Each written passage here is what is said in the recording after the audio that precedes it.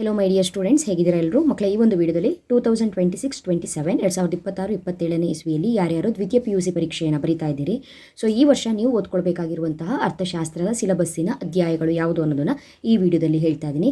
2026-27ನೇ ಸಾಲಿನಲ್ಲಿ ಯಾವುದೇ ಸ್ಟೂಡೆಂಟ್ಸ್ ಆಗಿರಬಹುದು ಅಥವಾ ಕರೆಸ್ಪಾಂಡೆಂಟಲ್ಲಿ ಎಕ್ಸಾಮನ್ನು ಕಟ್ಟಿರೋರಾಗಿರಬಹುದು, PUCಗೆ ಸಂಬಂಧಪಟ್ಟಂತೆ ಅರ್ಥಶಾಸ್ತ್ರದಲ್ಲಿ ಇದಿಷ್ಟು ಅಧ್ಯಾಯಗಳನ್ನು ನೀವು ಓದ್ಕೊಳ್ಬೇಕಾಗತ್ತೆ.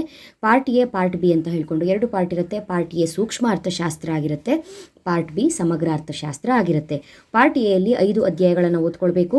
ಪರಿಚಯ, ಅನುಭೋಗಿಯ ವರ್ತನೆಯ ಸಿದ್ಧಾಂತ, ಉತ್ಪಾದನೆ ಮತ್ತು ವೆಚ್ಚಗಳು, ಪರಿಪೂರ್ಣ ಪೈಪೋಟಿಯಲ್ಲಿ ಉದ್ಯಮ ಘಟಕದ ಸಿದ್ಧಾಂತ, ಮಾರುಕಟ್ಟೆ ಸಮತೋಲನ. ಅದೇ ರೀತಿಯಾಗಿ ಪಾರ್ಟ್ ಬಿಯಲ್ಲಿ ಓದ್ಕೊಳ್ಬೇಕಾಗಿರುವಂತಹ ಅಧ್ಯಾಯಗಳು 6 ಇರುತ್ತೆ.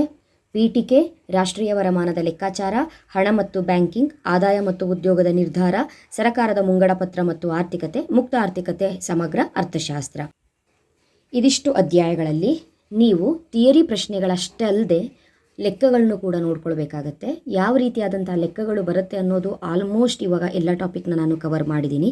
ಸೊ ಈ ವರ್ಷದ ಮಕ್ಕಳಿಗೆ ಹೊಸದಾಗಿ ಹೇಳೋದಾದರೆ, ಪರಿಚಯ ಅಧ್ಯಾಯದಲ್ಲಿ ಯಾವ ರೀತಿಯಾಗಿ ಲೆಕ್ಕಗಳು ಬರುತ್ತೆ, 2ನೇ ಅಧ್ಯಾಯದಲ್ಲಿ ಯಾವ ರೀತಿ ಲೆಕ್ಕಗಳು ಬರುತ್ತೆ, 3ನೇ ಅಧ್ಯಾಯದಲ್ಲಿ ಯಾವ ರೀತಿಯಾಗಿ ಲೆಕ್ಕಗಳನ್ನ ಕೇಳ್ತಾರೆ ಅನ್ನೋದ್ರ ಬಗ್ಗೆ ಡೀಟೇಲ್ ಆಗಿರುವಂತಹ ಮಾಹಿತಿ, ಇನ್ಫಾರ್ಮೇಷನ್ ನಿಮಗೆ ಬೇಕು ಅಂತ ಹೇಳಿದ್ರೆ ಕಂಟಿನ್ಯೂಸ್ ಆಗಿ ಚಾನಲ್ನ ಫಾಲೋ ಮಾಡ್ತಾ ಇರಿ.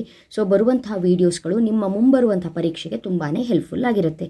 ಸೊ ಎಕನಾಮಿಕ್ಸಿಗೆ ಸಂಬಂಧಪಟ್ಟಾಗೆ, ಅರ್ಥಶಾಸ್ತ್ರಕ್ಕೆ ಸಂಬಂಧಪಟ್ಟಾಗೆ ಎಲ್ಲ ಬಹುಮುಖ್ಯ ಮಾಹಿತಿಯನ್ನು ಈ ಚಾನಲಲ್ಲಿ ನಾನು ಶೇರ್ ಮಾಡ್ತಾ ಇರ್ತೀನಿ. ಓಕೆನಾ? ಸೊ ಚಾನಲ್ನ ಸಬ್ಸ್ಕ್ರೈಬ್ ಮಾಡಿಕೊಂಡು ಆಲ್ ಬಟನ್ನ ಕ್ಲಿಕ್ ಮಾಡ್ಕೊಳ್ಳಿ.